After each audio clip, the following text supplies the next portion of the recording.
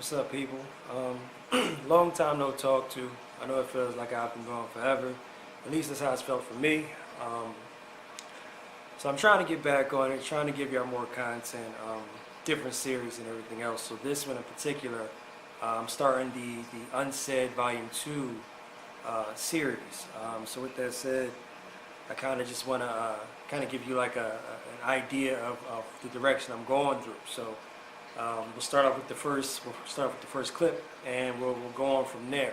So this clip in particular is called "To Grow Without," and for me, it's important only because of where I now stand, and I can't really give y'all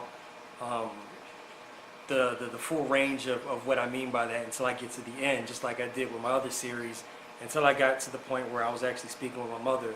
I can't really give you all the full range of what I'm talking about, but for this is important because of where I now stand, like I said. So just to kind of give you an idea of what I'm talking about, I'm speaking on the way I grew up, in means of me not having a father. I grew up in a single-parent household, for those who don't know, and I grew up in a household full of women. It was my sister, my older sister, and my mother who raised me, with not much help from men throughout the process of growing up. I did know who my dad was, so it's not like, he never ever was around. I knew who he was. There was some type of court situation to where we had to see him, or at least go with him for a weekend every other weekend. So, you might see him twice a month, if that. And then it got to a point where even that stopped. More so, if I remember correctly, me and him had a falling out at some point to where I said, you know what, I don't even want to go anymore to visit him, because it just didn't, something about it just didn't feel right. I didn't like it, or whatever the case is. And to some degree, he had to either acknowledge it or agree with it, because he stopped coming to pick us up as well. So it's kind of one of those, I guess, fine, you don't want to be here, you ain't got to be here type of deals. And that's how we ended up going forth through life for most of my life. I just started talking to my father regularly, or semi-regularly, last year, 2017, on my birthday specifically, and that's when I turned 31. I'm still 31, so before then it's always kind of been like a back and forth that wasn't really cordial between me and my father up until this point. And just growing up or whatever, it kind of seemed like things never panned out for us in the sense of growing up. So for any single parent mother out there who's raising a son, I will say that I know what you're going through from the son aspect. I know how hard it is. It's extremely tough to try to raise a man, especially when you technically, and this is no slight to any woman who may hear this, but you technically don't know what it takes to raise a man, because you're just not a man. It has nothing to do with your capabilities as a woman, nothing to do with your strength or anything else. It's just something that you technically can't do just because of genetics, whatever you want to call it, estrogen, whatever. You just don't have it in you. And again, that's no slight to anyone. So, I just kind of know how that works. And from the boy aspect of it, I kind of know certain thoughts that go through a boy's head when he's raised within a certain household. But I only speak for me and my standpoint. One thing that I remember that's kind of funny is Tupac, when he basically said somewhat of the same thing, to where like he was raised in a household somewhat similar to where there was women around a lot, and he said when you're in a household like that, or when you're raised in that type of environment, you're going to have thoughts that are, and I'm not quoting him, so I might skew his words up a bit, but your thought process is going to be skewed a little bit, to where you might have like feminine thoughts, not gay thoughts, or not homophobic or homo thoughts, in a sense of you wanting to be with other men or whatever the case is, but just kind of like you may think more in accord of women as opposed to men, only because that's your environment, that's what you're around. You see how your mom may think, you see how your mom may interact with people that she's with, guys that she may date, go with, marry, whatever the case is, and you just kind of develop a mindset of how women think. And as for me growing up, that's fairly accurate. I do remember or not even remember, it's almost even to now, coming up, most of my friends were female. Um, I've had a select few guy friends who are really, really close, but besides that, I've always gotten along more with females.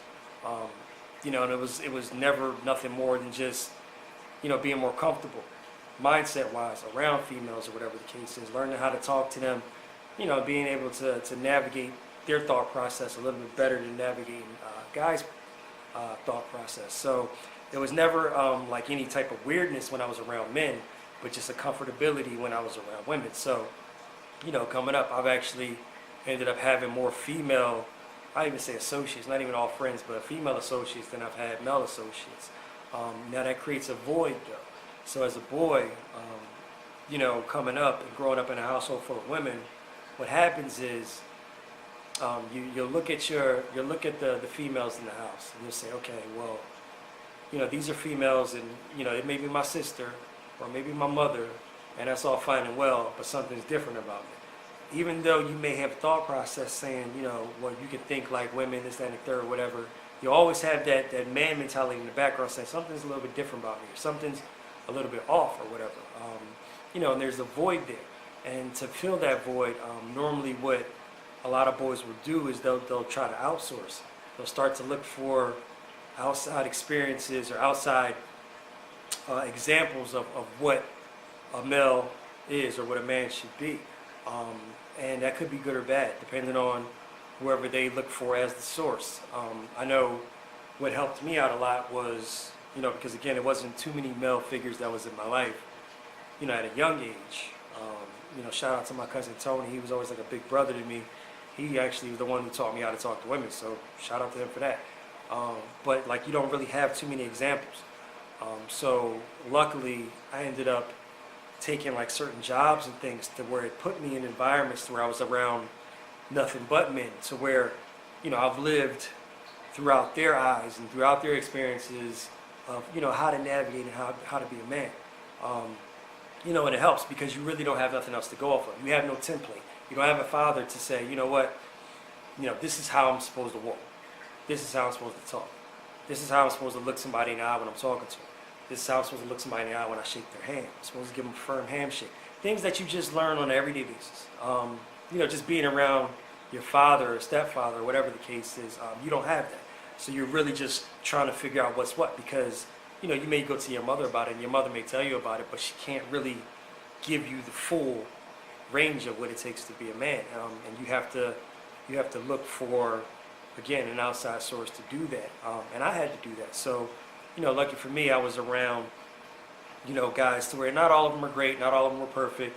I'm not perfect. So, it almost becomes a game, or for me, it almost became a game to where it was like, you know what? Find the good in these people and dismiss the rest. So, hey, like that guy, I like that he's an upstanding person or whatever. He doesn't lie, or, he's respectable, or, I respect him. Like he doesn't fear anybody. Whatever the case it might be, I will look at something like that and say, okay, I'm gonna take that from him. I'll learn that from him, and I'm gonna walk throughout life with that thought process or whatever. I'm gonna walk like that because to me that's cool. I'm gonna dress like that because to me that's cool. Whatever. You kind of almost like, for everybody who knows Build-A-Bear at the mall or whatever, same exact idea. It's almost like you're building your own thought process as to what a man is, and then you're going to mold it and implement it in yourself. And that's what I personally had to do, and I know a lot of boys will have to do the same. The flip side is sometimes boys won't even go that far. Like they'll become, I don't even want to say a victim to their environment, because for the boys who grew up in the same type of household and turned out to be gay or whatever the case is, that's your business. You do whatever you want to do. I'm not here to knock and say it was right or wrong for you to take your path or for me to take mine. But that is a flip side to the coin. So where you grow up around a bunch of women or whatever, and you naturally take some of their tendencies without you even realizing it, without you even noticing it. You could do simple things to where you don't even see fault in it because you're either too young, or all you've known is what's around you, what's your environment. And if it's full of women, you can just pick up certain speech patterns, certain mannerisms, how you hold your hands, how you stand, All types of things that you might not even know will alter your thought process when you grow up or whatever. And you could end up, you know, being either a feminine person, a metrosexual person, a person who, gay, whatever the case, whatever. You could end up being something other than.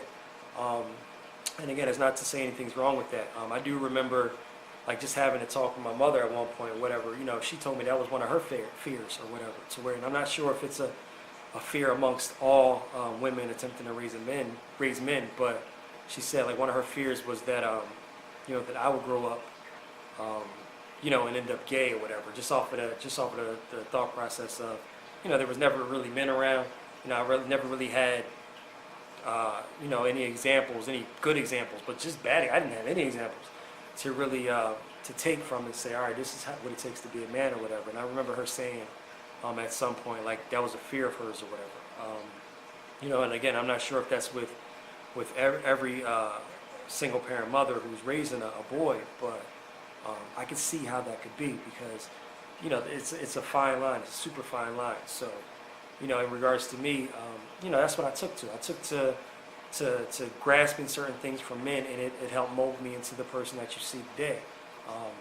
One thing I did figure out when I spoke with my father not too long ago, and I'm basically just kind of giving him like an update on who I am and how I am, being as though he doesn't really know this new Chris, because I'm grown now as opposed to when he might have known me as a kid. One thing he said, which I actually agree with, he said, you're a man of honor, or you're a man with a code or whatever. And that code is something that I stuck to, but that code was something that I formulated from other people. I'm real big on honesty. This is not something that I just woke up one day and say, I'm going to strive for honesty or whatever.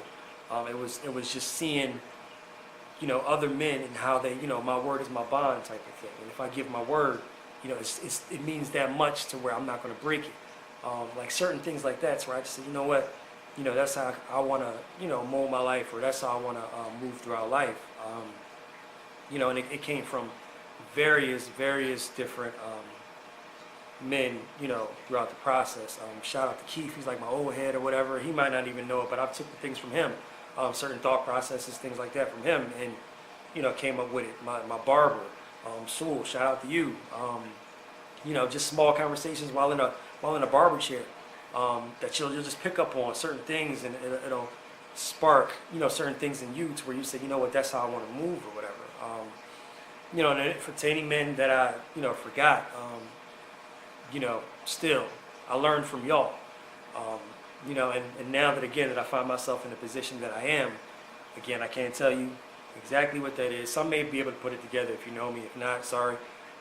But to find myself in the position that I am now, I'm grateful for those examples. Because again, I'm not too sure, how it would have turned out if I tried to do the same thing, but took the wrong examples. I mean, I hear a lot of times to where, boys try to do the exact same thing I did, but the examples that they took was from the neighborhood drug dealer, or, someone like their mom's boyfriend who happens to beat on them. And I easily could have took that road because of the fact that my stepfather used to beat on my mom. So I easily could have took that as an example and said, you know what, he did it, and this is how it's done, or whatever the case is. I easily could have, again, it's such a fine line, it's such a thin line between, depicting and figuring out what's right in being a man, what's wrong.